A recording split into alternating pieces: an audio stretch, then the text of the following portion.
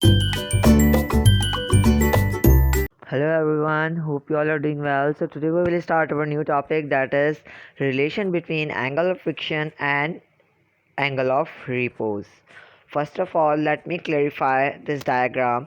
This diagram is the definition of angle of repose is that the minimum angle made by an inclined plane with horizontal is called angle of repose.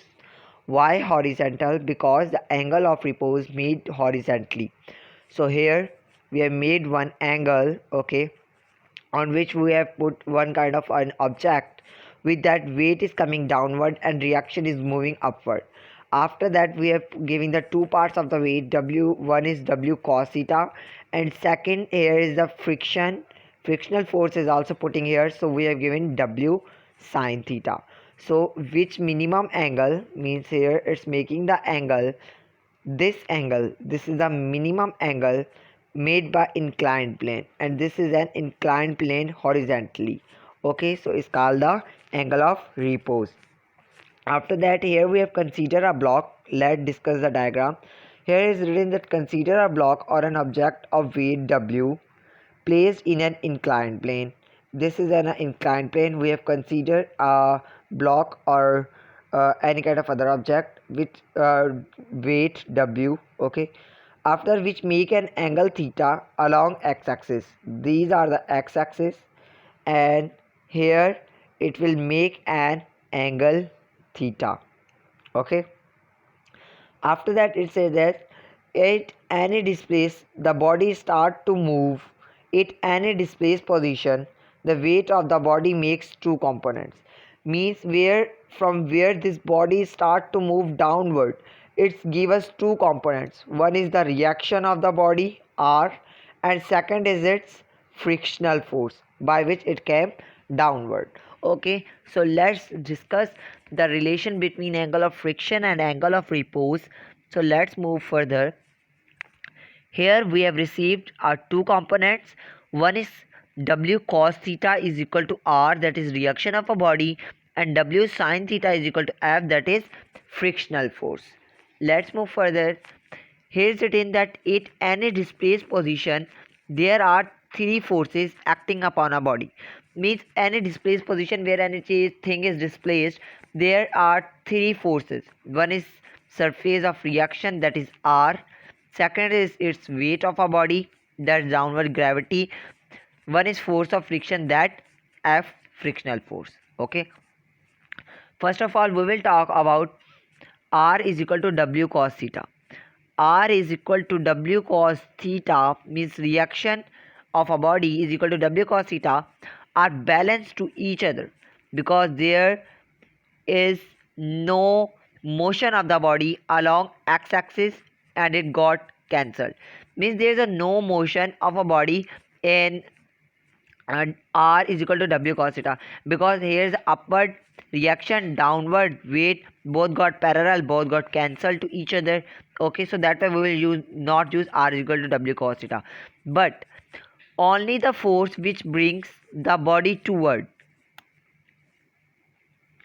He said here, it said that only the force which bring the body towards its origin is, means like here this was our force, here we are putting force on it, and frictional force is producing and taking it downward. So which one brings downward, so we will use that one formula, that is F is equal to W sin theta minus F. F is our force and this one minus F is our frictional force from sin theta. According to second law of motion, F is equal to ma. As we know, according to second law of motion, F is equal to ma. So if F is equal to ma, so W is equal to mg. So here we will, in the place of W and F, we will put their values.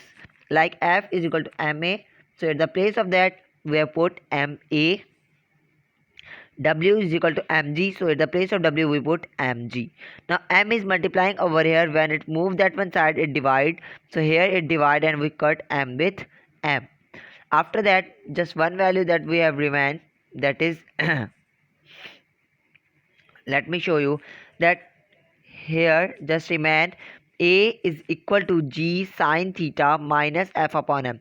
Let remember that this sine theta and mg is just on this, but on F upon M it's remain. Okay. After that, this friction is not negligible. Means A is equal to G sine theta minus F upon M. It's not negligible. But if friction is negligible, we want to make it negligible. So what we will do? If friction is negligible, so it means friction is 0. So we put 0. So just remain A is equal to G sine theta, from which theta is directly proportional to acceleration and G is the constant. So here when friction is negligible, so acceleration is directly proportional to theta and G will be constant. After that, what we will do here, I have written that divide equation 2 by equation 1. So here let me show that here are two equations. W cos theta is equal to R and W sin theta is equal to F. So what we will do, we will divide equation 2 by equation 1. So mg sin theta is equal to F, equation 2. Mg cos theta is equal to R, it's equation 1. So mg cut with mg, just remaining sin theta and cos theta is equal to F upon R. Here is written that F upon R is a ratio called coefficient of friction. This is the coefficient of friction and it is denoted by mu. Okay, mu has no unit and no dimension, both things it don't have. After that, what we know that sine theta upon cos theta is equal to what? Is equal to tan theta. Okay, and F upon R is equal to mu, we also know that. So what we will do, we will put these all the things in this one formula, that is sine theta upon cos theta is equal to F upon R. Okay, so now at the place of sine theta upon cos theta we will put tan theta, that we know. Okay, tan theta. At the place of F upon R we know that mu will come, so we will put mu. Okay, tan theta is equal to mu. Now after that we also know that mu is equal to tan alpha. Okay, so here tan theta is equal to tan alpha. At the place of mu we put tan alpha. So this tan will cancel with this tan. After that just remain is theta is equal to alpha. Now here we know that angle of friction theta is equal to angle of repose. So here we have proved that relation between angle of friction between angle of repose. Hope you understand today's lecture. Thank you so much for listening.